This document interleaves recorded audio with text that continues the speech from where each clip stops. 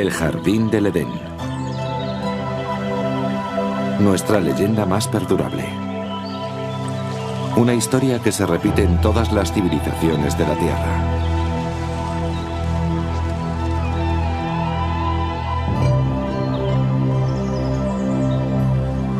Una historia sobre la seducción, la ira de Dios y el paraíso perdido.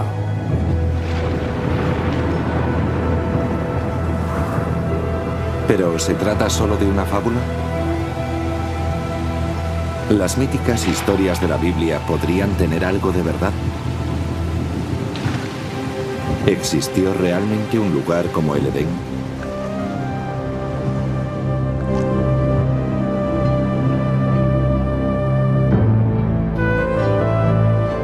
Hoy la búsqueda del Jardín del Edén nos lleva a una tierra yerma y desolada, hacia Mesopotamia. Mesopotamia.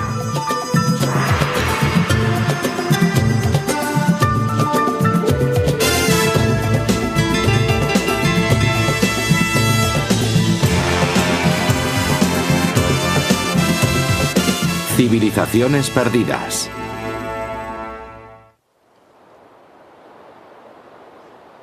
Esta es la tierra donde fue depositada la primera semilla de la civilización humana. Y fue aquí donde florecieron tres de las mayores civilizaciones del mundo antiguo: Babilonia, Asiria y Sumer. Entre sus ruinas, los creyentes han buscado durante mucho tiempo respuesta a los misterios de la Biblia, en tanto que los arqueólogos pretendían hallar su base histórica.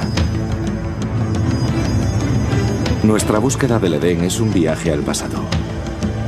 Primero a Babilonia, la última de estas civilizaciones perdidas. Después retrocederemos aún más en el tiempo, hasta los asirios, maestros en el arte de la guerra.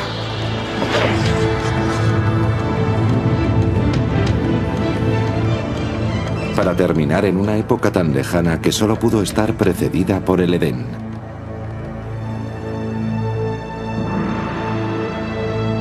Sumer y los orígenes de la civilización.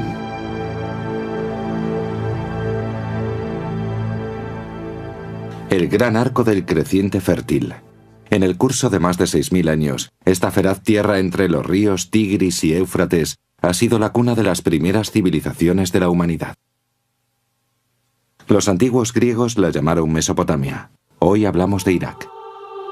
Excavando en la historia podemos sondear los orígenes de nuestras más antiguas leyendas y viajar hacia las raíces más profundas de la fe. Nuestro viaje comienza en el extremo occidental de Mesopotamia, en Israel. En 1947 se produjo un descubrimiento casual que despertó en todo el mundo el interés por la arqueología y por la Biblia. Dos pastores beduinos conducen un rebaño de cabras por los riscos de Qumrum, al este de Jerusalén.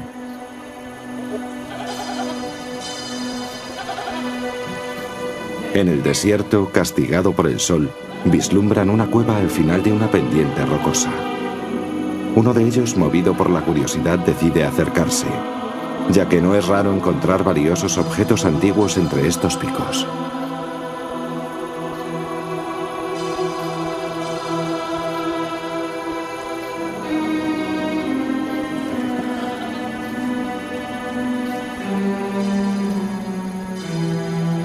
En el interior de la cueva, el pastor descubre los restos de antiguas vasijas, fragmentos de rollos de piel y algunas hojas de papiro. Todo ello intacto desde los tiempos de Jesús. Estas hojas, escritas por miembros de una secta judía, los esenios, se darían a conocer en todo el mundo bajo el nombre de manuscritos del Mar Muerto. En otras cuevas cercanas se recuperaron cientos de manuscritos antiguos. Está demostrado que uno de ellos es la primera versión conocida del Antiguo Testamento, incluyendo los primeros 5 libros que componen el Torá de los judíos. Los manuscritos del Mar Muerto fueron la causa de una gran polémica a escala internacional, puesto que los científicos y teólogos empezaron a discutir acerca de su posesión y su interpretación. Se consideró un hallazgo realmente excepcional, extendiéndose la idea de que era el descubrimiento arqueológico más importante de la historia. Los manuscritos se refieren a Israel y son por tanto valiosísimos para los judíos, ya que tratan de un periodo fundamental de su historia. Y también son valiosísimos para la cristiandad por ser contemporáneos de Juan Bautista y Jesús, teniendo por tanto gran valor documental, además por supuesto del sentimental. La Biblia se ha leído siempre desde dos perspectivas, la religiosa y la histórica. Una Torá tradicional se escribe siempre a mano. Las palabras se pronuncian en voz alta mientras el escriba las reproduce, convirtiéndose así en una oración viva. Y cada Torá se considera sagrada desde el mismo momento en que está escrita. Pero la exactitud histórica de la Biblia nunca se ha podido confirmar. Y este empeño continúa hasta nuestros días. Algunos textos de la Biblia son excelentes libros de historia. De hecho, son los primeros con que contamos.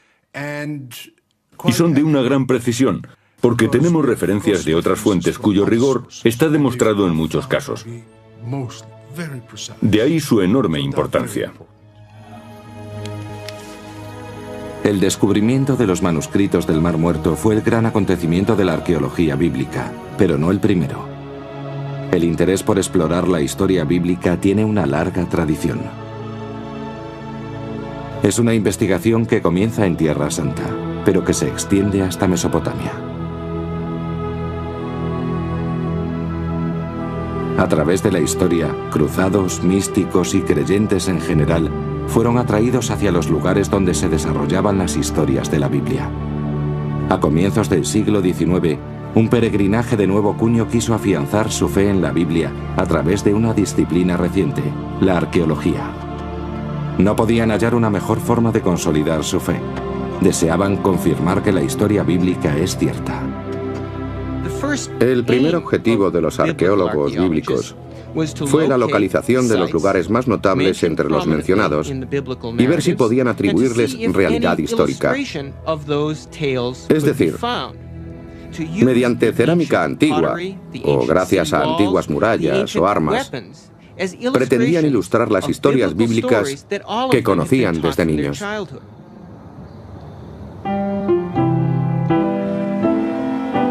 Emocionados por los primeros hallazgos, los estudiosos de todo el mundo se apresuraban para ser los pioneros en esa especie de fiebre del oro bíblica.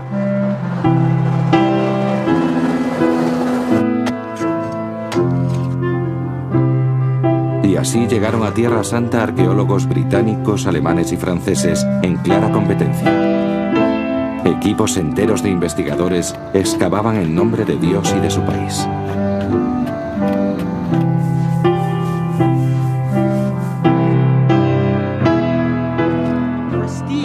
El prestigio de los países europeos implicados se medía por la calidad de sus descubrimientos bíblicos, y una de las batallas diplomáticas y políticas más intensas de la historia de la arqueología bíblica fue el descubrimiento de la famosa piedra moabita. En 1868, en el interior de la tierra de Moab, beduinos de la tribu Bani Hamidet tropezaron con una misteriosa lápida semienterrada en el desierto. Los hombres de esta tribu no ignoraban la existencia de antigüedades en la zona, ni su valor para los europeos.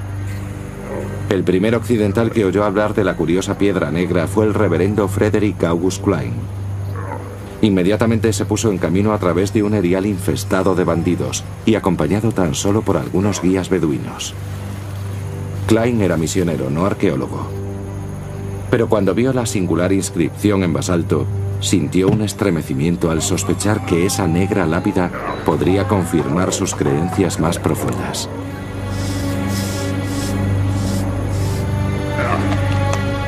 Examinó la piedra y calcó la inscripción hecha en una lengua que desconocía.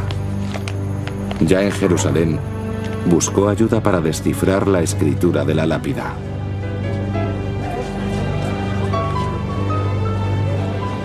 Al extenderse la noticia, calles y bazares se llenaron de rumores sobre un importante hallazgo. El texto resultó ser el relato de un rey moabita sobre una batalla también descrita en la Biblia. Por primera vez en la historia apareció una confirmación escrita, grabada en piedra, de un relato bíblico. Había dos fuentes distintas que se referían a un mismo hecho. Era el testimonio que estaban buscando los creyentes, una prueba de la exactitud de la Biblia. Muchas personas quisieron comprar la piedra, pero los beduinos tenían razones para desconfiar, pues ya habían sido engañados y robados por muchos cazadores de tesoros. Pensando que algo tan valioso para los europeos debía contener oro, sometieron la piedra al fuego con la intención de comprobarlo. Cuando el fuego calentó la piedra, vertieron agua encima, una y otra vez, hasta que finalmente reventó. No encontraron oro, y la piedra quedó destruida. La primera confirmación arqueológica de un relato bíblico, la primera prueba palpable encontrada en Tierra Santa, quedó hecha pedazos. La pérdida de la piedra fue una tragedia, pero no supuso el final de la búsqueda de tesoros bíblicos. Ahora que la Biblia gozaba de confirmación histórica, la propia historia sagrada indicaba el camino. Este retrocedía hasta una civilización que floreció más de 2500 años atrás, un gran imperio regido desde Babilonia, y llegaba hasta el momento exacto del nacimiento de la Biblia. Corría el año 586 a.C. El ejército de Nabucodonosor, rey de Babilonia, atacó Jerusalén, con la furia de un dios iracundo. Faltan casi 6 siglos para el nacimiento de Cristo. Los romanos están aún lejos de levantar su imperio. Es un capítulo oscuro de la historia de los judíos. La estrella de Babilonia se alza victoriosa. La Biblia describe el ataque babilonio, incluyendo el saqueo de viviendas. El templo del rey Salomón es incendiado y destruido hasta sus cimientos. 10.000 israelitas son hechos prisioneros, príncipes, soldados, artesanos y escribas.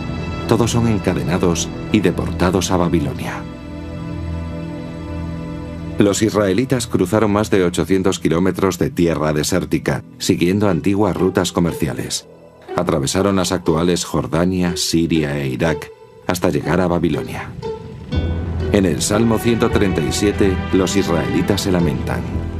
Nos detuvimos a las orillas de los ríos de Babilonia y lloramos recordando a Sión.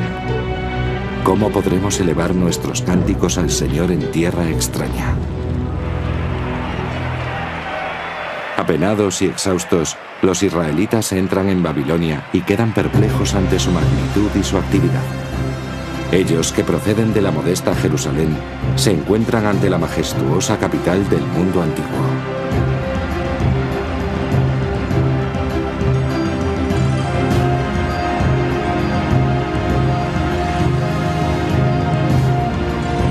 Pero los israelitas hicieron algo más que entonar cánticos al Señor en esta tierra extranjera.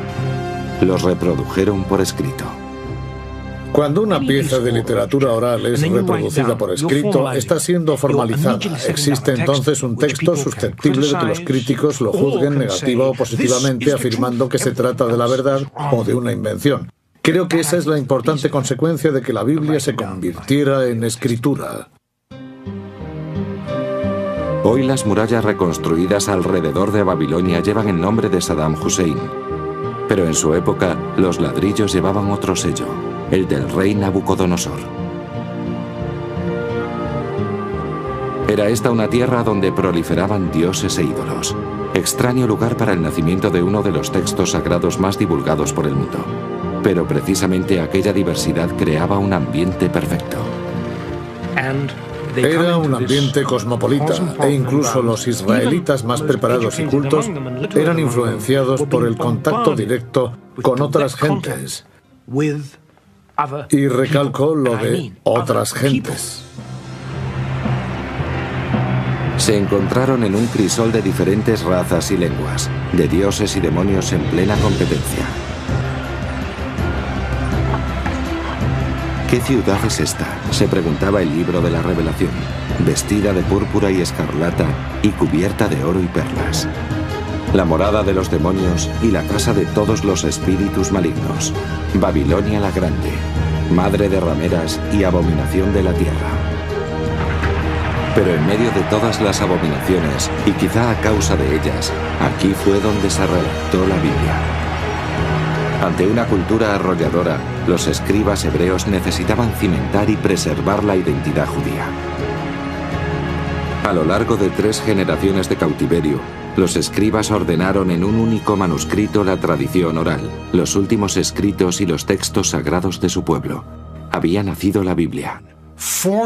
Por fortuna para ellos, los babilonios eran muy liberales y les permitieron mantener su propia cultura y religión y seguir estudiando sus libros. De esta forma se preservó la Biblia hasta el día de hoy. Pero en los largos años de exilio, la cultura babilonia influiría poderosamente en la obra de los escribas israelitas. Supongo que entre las que fueron al exilio había muchas personas letradas. Y los escribas hablarían entre ellos y estoy seguro de que, de esta manera, se transmitiría gran parte de la información. El intercambio de ideas y conocimiento debió ser, me atrevo a decir, que irresistible. La Biblia reproduce relatos y tradiciones de Babilonia, e incluso de civilizaciones mesopotámicas anteriores. No era fácil ignorar la floreciente cultura babilonia ni sus grandes monumentos. Sus templos se contaban entre las mayores construcciones del mundo antiguo. Grandes edificios públicos, la avenida ceremonial, el palacio de Nabucodonosor con sus legendarios jardines colgantes, las palmeras, el río. Pasar por debajo de la puerta de Istar te hacía sentir minúsculo, y ese era el efecto pretendido. Estabas en presencia de algo muy poderoso. Pero por todas partes respiraba la ciudad, la gente, el pueblo, las estrechas y tortuosas callejas, hileras y más hileras de pequeños comercios, el rebuzno de los asnos, el gentío en los barrios artesanos, todo exultante de vida.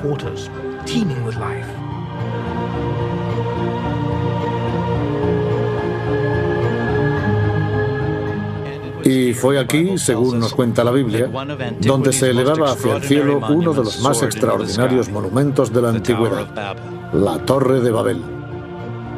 Durante siglos, arqueólogos y aventureros confiaron en que el hallazgo de la famosa torre demostraría la autenticidad de las historias de la Biblia. Uno de aquellos hombres escribió: nadie se atreve a acercarse a la torre, porque todo es desierto y está lleno de dragones y enormes serpientes y de otros animales venenosos. Viajeros medievales declararon haber encontrado la torre. Creyeron que era el minarete en espiral que todavía se alza en tierras de Irak. Pero estaban en un error. Esta torre se construyó 1500 años más tarde y extramuros de Babilonia. Quizá la posibilidad más interesante fuera formulada por el arqueólogo alemán Robert Koldewey, quien a comienzos del siglo XX descubrió una zanja rectangular con los restos de algunos ladrillos antiguos. Según el parecer de muchos expertos, Koldewey había encontrado los únicos vestigios de la famosa torre. Aquellos soberbios monumentos causaron una gran impresión en los escribas bíblicos, pero el legado babilonio más duradero, ya que ha sobrevivido hasta nuestros días, fue una innovación extraordinaria, la ley escrita. Babilonia fue la primera civilización de la Tierra en tener un código legal escrito. La piedra grabada original es una reliquia que aún causa asombro. Perdida durante siglos, fue desenterrada a finales del siglo XIX. Una estela donde aparece el documento legislativo más importante de todos los tiempos. 1200 años antes de que fueran hechos prisioneros los israelitas, un rey babilonio ordenó entallar esta tabla de la ley con la normativa que lleva su nombre, Código de Hammurabi. Este código puede ser considerado el precursor del recogido en el Éxodo, el Levítico y el Deuteronomio. En las sociedades en que el conocimiento y la ley son transmitidos y aplicados oralmente, los precedentes son importantísimos, pero cuando son reflejados por escrito, significa que ese pueblo ostenta un poder inmenso. El código de Hammurabi ha influido en casi todas las civilizaciones a partir de Babilonia. Incluso ahora siguen aplicando algunos de sus métodos de enjuiciamiento. Hammurabi describe un ritual llamado Ortalía, una dolorosa, a veces mortal prueba de inocencia o culpabilidad. Algunas tribus beduinas todavía practican la Ortalía, igual que en los tiempos de Hammurabi. En estas singulares imágenes, un hombre santo, el Mubasi, se dispone a juzgar a los acusados examinando sus lenguas, después de pasarlas por una cuchara de hierro candente.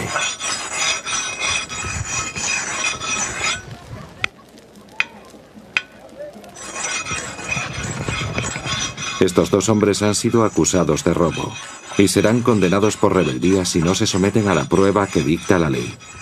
Los familiares observan, ansiosos, cómo los muchachos se preparan para el doloroso ritual.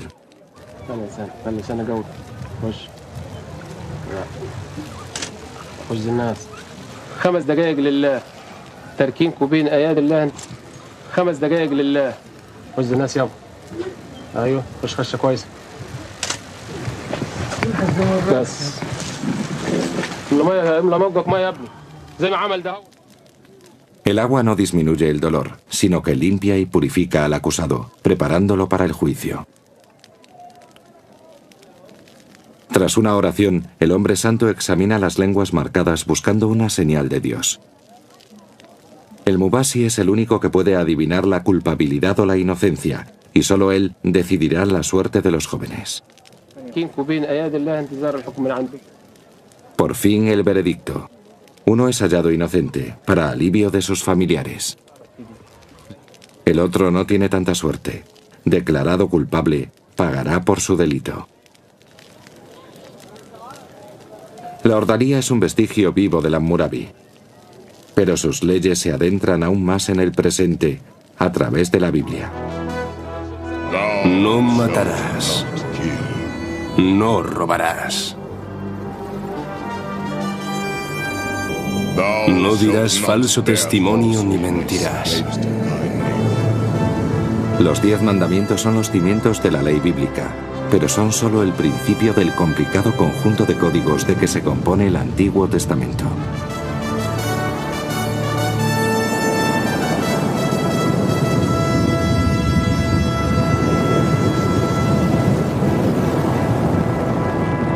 Y en estas leyes se sigue escuchando con claridad la voz de Hammurabi. Hammurabi estableció leyes, pero no innovó en realidad, ya que solo puso por escrito las leyes que venían aplicándose desde hacía cientos, incluso miles de años. Ojo por ojo, diente por diente y otras normas de ese tipo, muchas de ellas codificadas en leyes todavía en uso. Pero los babilonios que conformaron la Biblia y sus leyes hundían sus raíces en una civilización aún más antigua, ya que ésta alcanzó su apogeo 7 siglos antes de Cristo. Era el Imperio Asirio, descrito en la Biblia como una tierra bañada en sangre.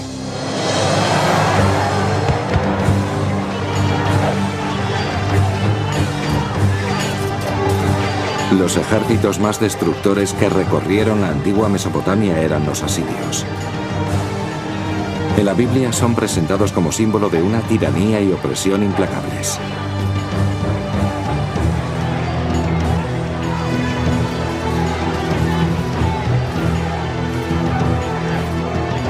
Un siglo antes de que Nabucodonosor llevara a los israelitas cautivos a Babilonia, el rey asirio Senaquerib, según la Biblia, atacó las tierras de los israelitas.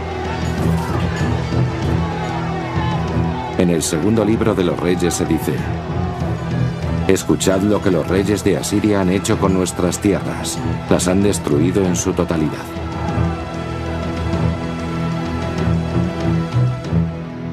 Los asirios eran gobernados por reyes despóticos, partidarios del poder absoluto.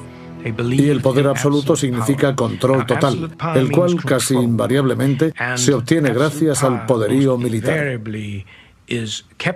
Los asirios mantenían una eficaz máquina de guerra. Sobre los muros de los palacios de sus reyes Se hallaban las crónicas de algunas de sus expediciones, escritas en términos altaneros y grandilocuentes. Los asirios, por ejemplo, clavaban a las puertas de cada ciudad conquistada las cabezas de los líderes vencidos o desollaban vivos a los reyes enemigos para extender su piel sobre un muro. Esas eran sus costumbres. El poderío asirio, simbolizado por la caza de león, se hallaba en manos de despiadados reyes guerreros.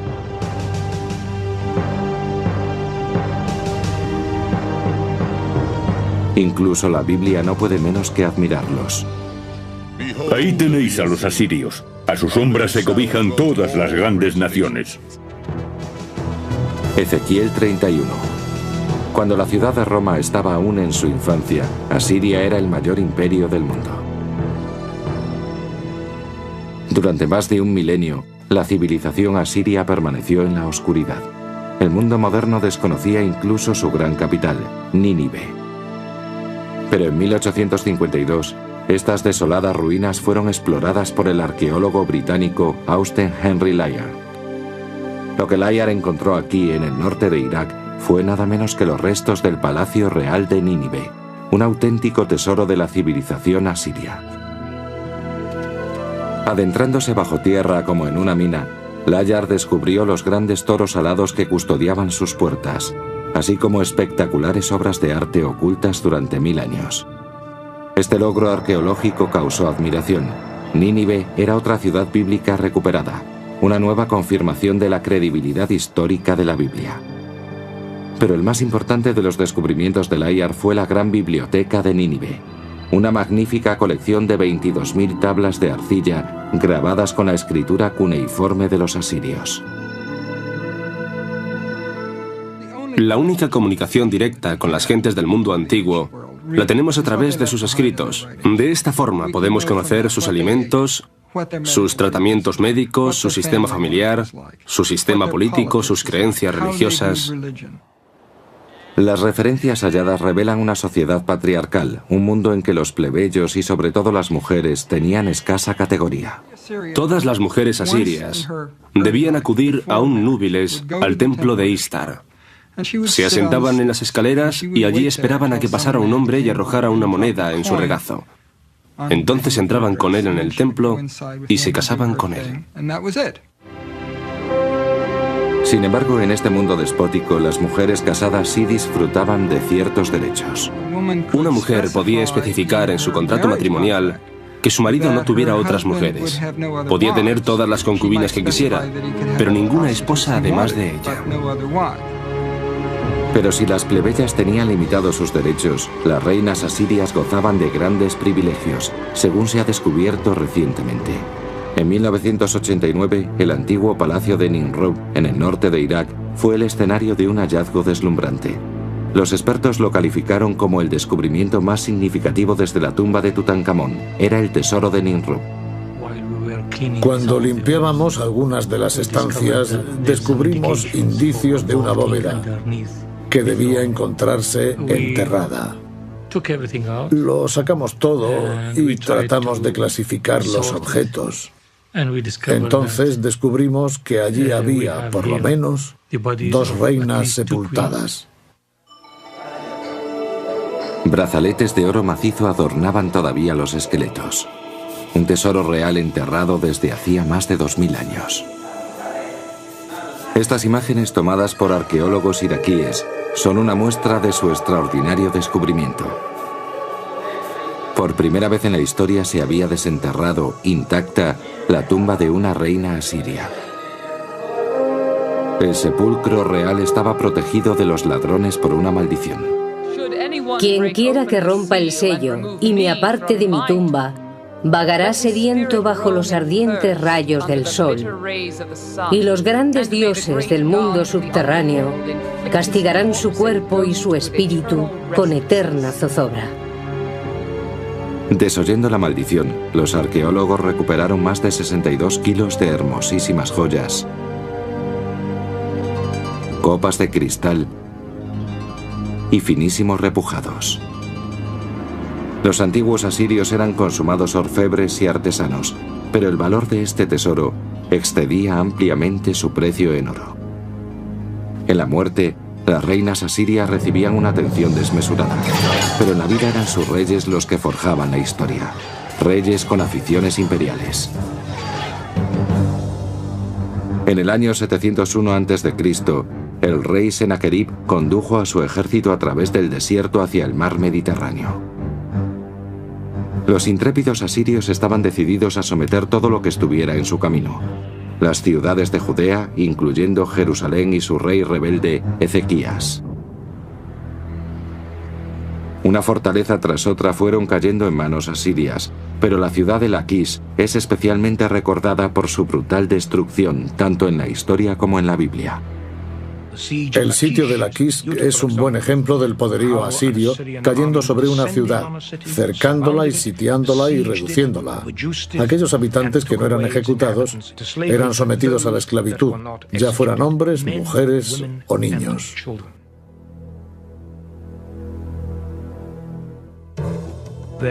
Sus métodos eran muy directos. La conquista era brutal, de desplazamiento rápido, sistemático y eficiente. En los bajorrelieves de los palacios asirios se pueden ver sus máquinas de asedio. Los soldados alzaban sus escudos para protegerse de las flechas arrojadas desde la muralla. Eran soldados profesionales, parte de la maquinaria. En la capital, Jerusalén, el rey Ezequías comprendió que el ataque asirio era inevitable. Ordenó excavar un acueducto subterráneo bajo la ciudad en un esfuerzo por mantener el suministro de agua si eran asediados. El plan de Ezequías funcionó. La Biblia nos relata que el Señor salvó a Jerusalén y el rey de Asiria tornó avergonzado a su tierra. La versión de Senaquerib sobre el conflicto está inscrita en un prisma de arcilla que fue hallado en Nínive. Coincide con el relato bíblico hasta en sus mínimos detalles, pero bajo una perspectiva totalmente diferente. En cuanto a Ezequías el judío, quien no se quiso postrar ante mí en sumisión, sometí y conquisté 46 ciudades fuertemente amuralladas de su reino. El tremendo esplendor de mi dominio le abatió. Los sucesos se cuentan desde ángulos distintos, pero están en concordancia. Si dos personas relatan un mismo acontecimiento, sus versiones serán diferentes.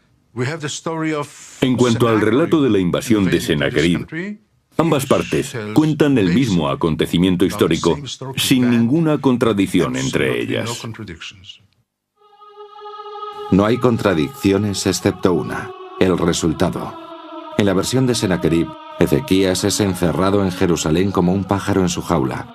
En cambio, en la Biblia, el ejército asirio es detenido por las murallas de Jerusalén. Es quizá el ejemplo más antiguo de la tergiversación informativa. Pero la última palabra la tiene el Dios de los israelitas. Acabaré con los asirios en mi tierra, dice la Biblia, porque mediante la voz del Señor los asirios serán derrotados. Isaías capítulo 6. Y la Biblia nos cuenta que Dios destruyó Nínive y el trono de los grandes reyes asirios. Pero este no fue el primer exterminio. Mucho antes el Todopoderoso había aniquilado una civilización entera. En la Biblia no se menciona ni una vez su nombre, pero se trataba de Sumer y del primer relato sobre una gran inundación. Es una de las historias más conocidas de la Biblia, la del Arca de Noé. Un Dios airado, una barca de madera y un diluvio. Es la historia de Noé y su familia huyendo en el arca rodeados de animales y sobreviviendo al castigo divino, mientras el resto de la humanidad sucumbe. Es un relato primitivo que remueve nuestros más ocultos temores y esperanzas. Una historia relatada en la Biblia, pero también en otro texto antiguo, un texto descubierto en las ruinas de Sumer.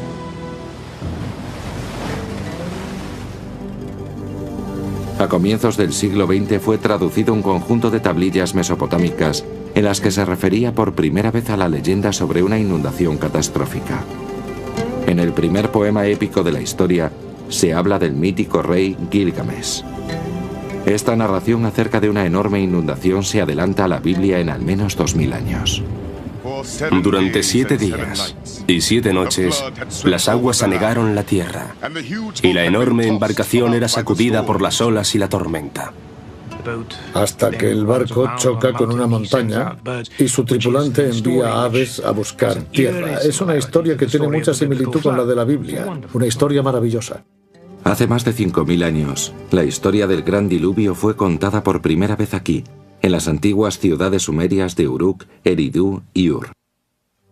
En Sumer encontramos casi todos esos elementos de lo que llamamos civilización. Los sumerios inventaron la rueda, el gobierno y la jardinería. Sumer, la primera civilización del mundo. En una tierra donde escaseaba la piedra, los sumerios inventaron los ladrillos de adobe, tal y como se siguen utilizando en construcciones actuales. Y a partir de estos sencillos bloques erigieron los primeros monumentos, los zigurat, templos que se alzaban decenas de metros sobre el suelo. Los sumerios dividieron la hora en minutos y estos en 60 segundos, e incluso la educación escolar. ¿A dónde vas? A ningún sitio. Si no vas a ningún sitio, ¿por qué andas vagando por ahí? Ve a la escuela, preséntate a tu profesor, expon tus dudas, escribe tus tablillas. ¿Me has entendido? Conocemos las asombrosas invenciones de los sumerios y su vida cotidiana gracias a su invento más sensacional, la escritura. Estamos al tanto de sus antiguas leyes y sus secretos porque fueron escritos en su momento, una labor que nadie había acometido con anterioridad, que se sepa. Es una ventana, pero una ventana compuesta por muchos vanos. Algunos nos permiten ver a su través, pero otros no. Nos falta mucho más de lo que tenemos. Y aunque lo que tenemos es importantísimo, debemos recordar que solo son fragmentos de la vida de personas que no vemos ni podremos ver nunca y que son fragmentos limitados por el espacio.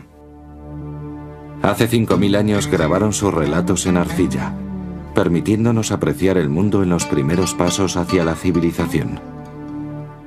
Como pueblo, los sumerios eran muy parecidos a nosotros. Les gustaba verse con amigos, beber cerveza y todas esas cosas. Hay varios conjuntos de poemas que narran la preparación de una muchacha para el encuentro con su amado, cómo se lava, se viste y se arregla en espera de que llegue el muchacho.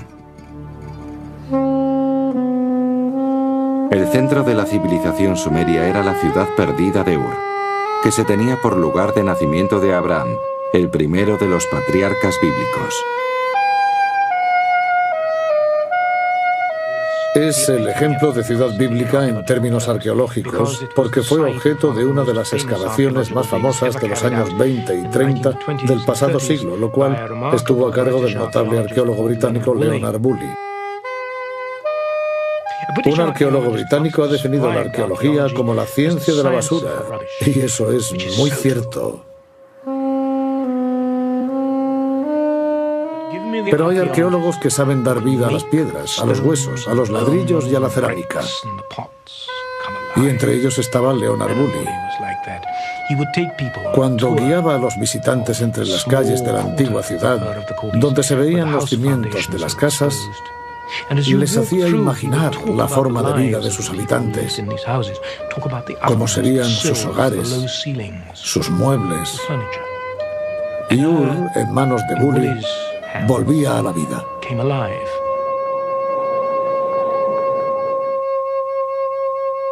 Bully excavó esta enorme zanja para descubrir la ciudad. El hueco se fue estrechando hasta que llegaron a una estéril capa de cieno. Bully miraba el barro y cuenta que su esposa, al ver aquello, dijo con mucha naturalidad: «Ah, claro, esto es el diluvio». Y se hizo la luz. Bully declaró que ahí estaba la prueba del diluvio bíblico. La imaginación popular se desbordó. Resultado: afluencia de dinero. Las excavaciones de Ur hallaron numerosos patrocinadores. Las especulaciones sobre el diluvio bíblico causaron sensación. Aunque sin pruebas sólidas, parecía que la ciencia y la Biblia se hubieran encontrado, por fin, en el áspero desierto del sur de Irak. Pero de lo que no hay duda es de que Bully halló un tesoro de valor incalculable. Un descubrimiento que facilitó el conocimiento de esta primigenia civilización, las tumbas reales de Ur. Cavando en el espeso cieno, Woolley encontró 74 esqueletos cuidadosamente dispuestos que habían sido enterrados a la vez. El cementerio refiere el último viaje de un rey y sus acompañantes a la otra vida. A partir de ahí se desarrolló una interesante historia sobre aquel funeral, y esa historia dice así. Primero excavaron esta gran zanja con una rampa a un lado. En la zanja levantaron un sepulcro de piedra en el que colocaron el cuerpo del real difunto.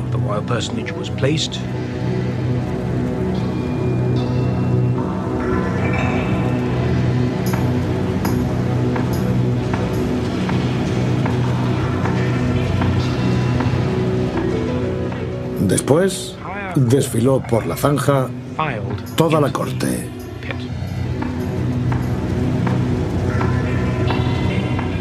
Un miembro tras otro, con vasos de arcilla en las manos.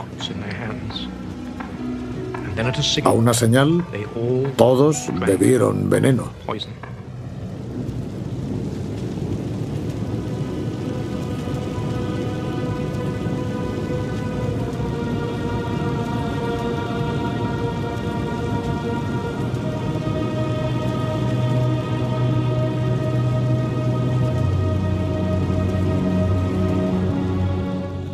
Cayeron a tierra y fallecieron. Y así fue como el príncipe entró en la sepultura, acompañado por toda su corte.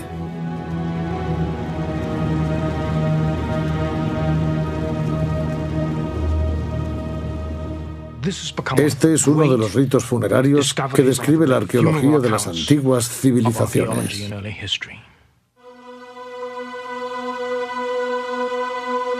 El descubrimiento de la cámara funeraria de Ur fue un éxito de la arqueología y permitió revelar antiguos secretos de la primera civilización de la historia. Pero la ciencia por sí sola no puede llevarnos más allá.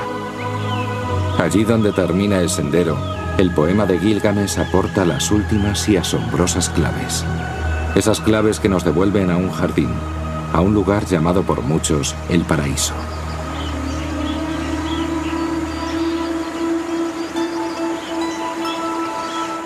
El jardín del Edén. Al comienzo Dios creó el mundo. Una historia que nos resulta familiar. En casi todas las culturas de la Tierra se habla de este o parecidos mitos sobre la creación. Es un anhelo irresistible en pos de un mundo mejor. Jardines del Edén, paraísos. El ser humano aspirando a una vida menos complicada, una vida de tranquilidad, a un premio por el duro trabajo realizado.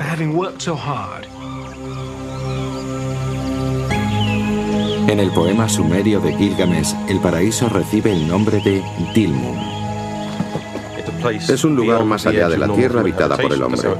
Así figura en el mito sumerio del diluvio, ya que allí va a vivir el único superviviente.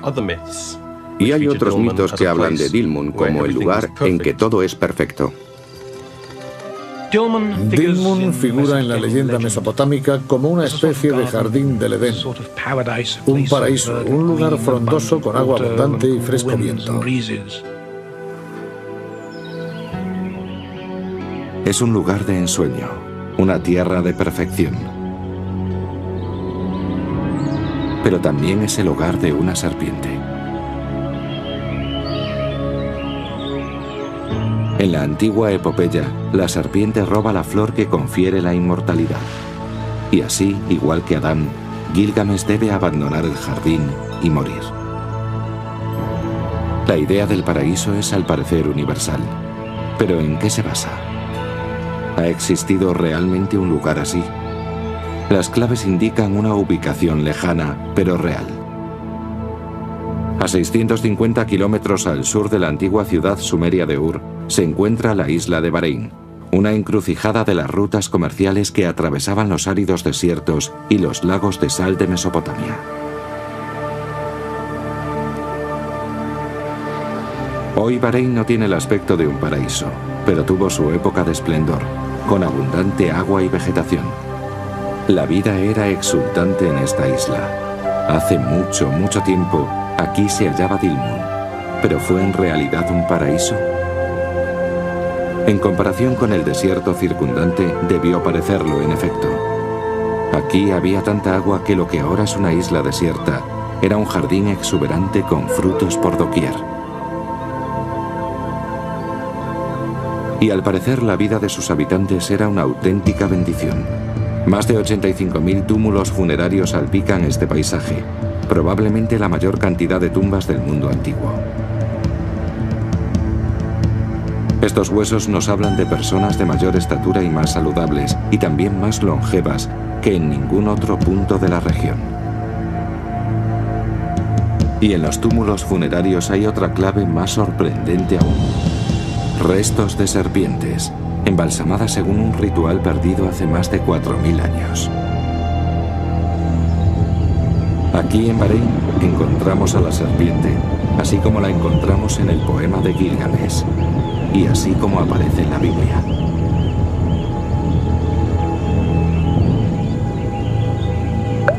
Nuestro viaje atrás en el tiempo ha atravesado las tierras donde un día moraron los babilonios, los asirios y los sumerios. ¿Sería posible aventurarnos más atrás aún, hasta la tierra donde se oculten las auténticas huellas de Adán?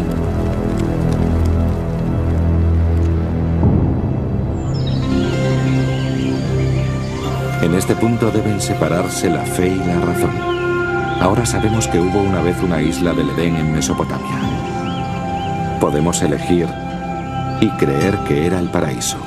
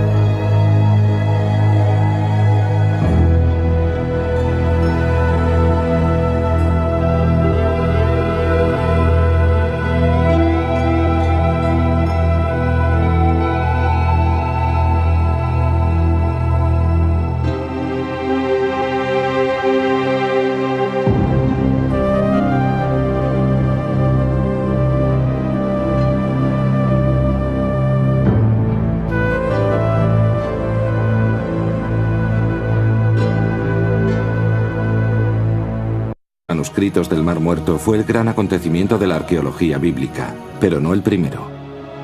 El interés por explorar la historia bíblica tiene una larga tradición.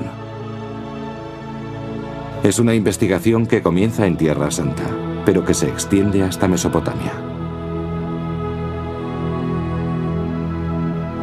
A través de la historia, cruzados, místicos y creyentes en general fueron atraídos hacia los lugares donde se desarrollaban las historias de la Biblia.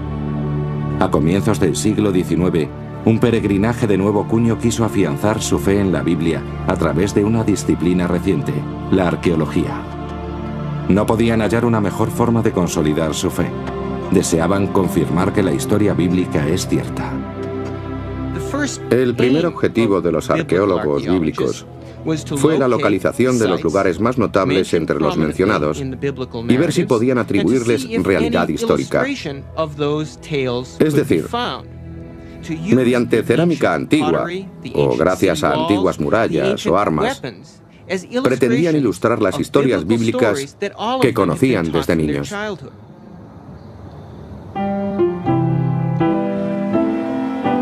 Emocionados por los primeros hallazgos, los estudiosos de todo el mundo se apresuraban para ser los pioneros en esa especie de fiebre del oro bíblica.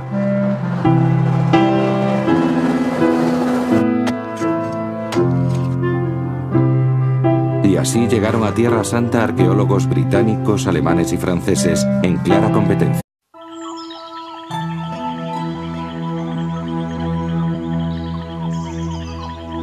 El Jardín del Edén. Nuestra leyenda más perdurable.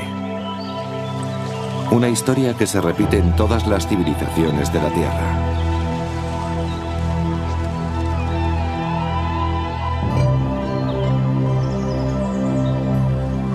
Una historia sobre la seducción, la ira de Dios y el paraíso perdido.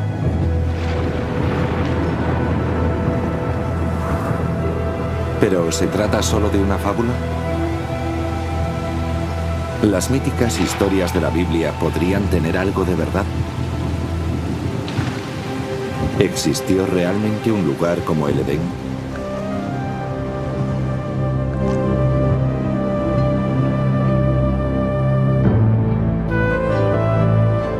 Hoy la búsqueda del Jardín del Edén nos lleva a una tierra yerma y desolada, hacia Mesopotamia.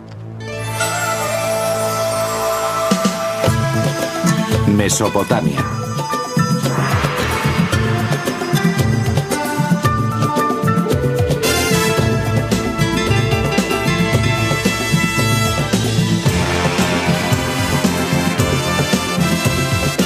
Civilizaciones perdidas.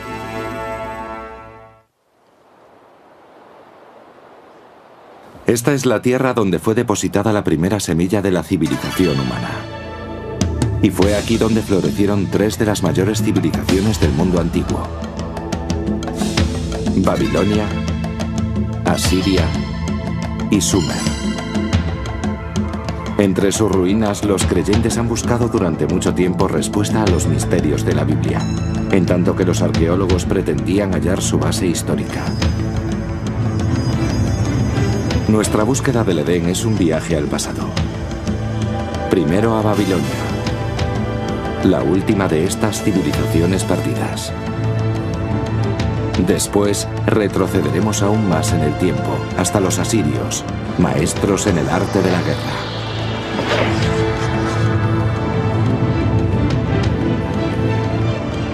Para terminar en una época tan lejana que solo pudo estar precedida por el Edén.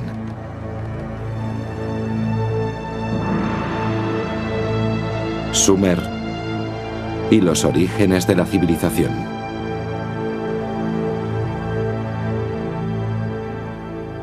El gran arco del creciente fértil.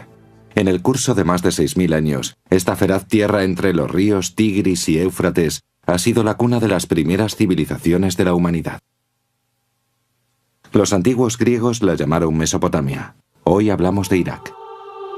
Excavando en la historia podemos sondear los orígenes de nuestras más antiguas leyendas y viajar hacia las raíces más profundas de la fe. Nuestro viaje comienza en el extremo occidental de Mesopotamia, en Israel. En 1947 se produjo un descubrimiento casual que despertó en todo el mundo el interés por la arqueología y por la Biblia. Dos pastores beduinos conducen un rebaño de cabras por los riscos de Qumrum, al este de Jerusalén.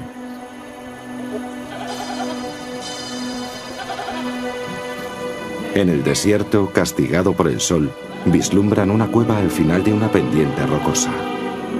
Uno de ellos, movido por la curiosidad, decide acercarse, ya que no es raro encontrar valiosos objetos antiguos entre estos picos.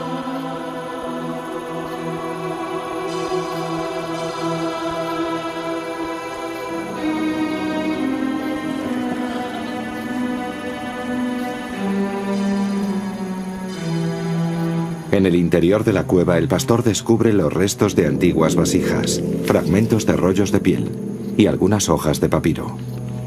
Todo ello intacto desde los tiempos de Jesús. Estas hojas, escritas por miembros de una secta judía, los esenios, se darían a conocer en todo el mundo bajo el nombre de manuscritos del Mar Muerto. En otras cuevas cercanas se recuperaron cientos de manuscritos antiguos. Está demostrado que uno de ellos es la primera versión conocida del Antiguo Testamento, incluyendo los primeros 5 libros que componen el Torá de los judíos. Los manuscritos del Mar Muerto fueron la causa de una gran polémica a escala internacional, puesto que los científicos y teólogos empezaron a discutir acerca de su posesión y su interpretación. Se consideró un hallazgo realmente excepcional, extendiéndose la idea de que era el descubrimiento arqueológico más importante de la historia. Los manuscritos se refieren a Israel y son por tanto valiosísimos para los judíos, ya que tratan de un periodo fundamental de su historia. Y también son valiosísimos para la cristiandad por ser contemporáneos de Juan Bautista y Jesús, teniendo por tanto gran valor documental, además por supuesto del sentimental. La Biblia se ha leído siempre desde 2 perspectivas, la religiosa y la histórica. Una Torá tradicional se escribe siempre a mano. Las palabras se pronuncian en voz alta mientras el escriba las reproduce, convirtiéndose así en una oración viva. Y cada Torá se considera sagrada desde el mismo momento en que está escrita. Pero la exactitud histórica de la Biblia nunca se ha podido confirmar. Y este empeño continúa hasta nuestros días. Algunos textos de la Biblia son excelentes libros de historia. De hecho, son los primeros con que contamos. Y son de una gran precisión, porque tenemos referencias de otras fuentes cuyo rigor está demostrado en muchos casos. De ahí su enorme importancia. El descubrimiento de los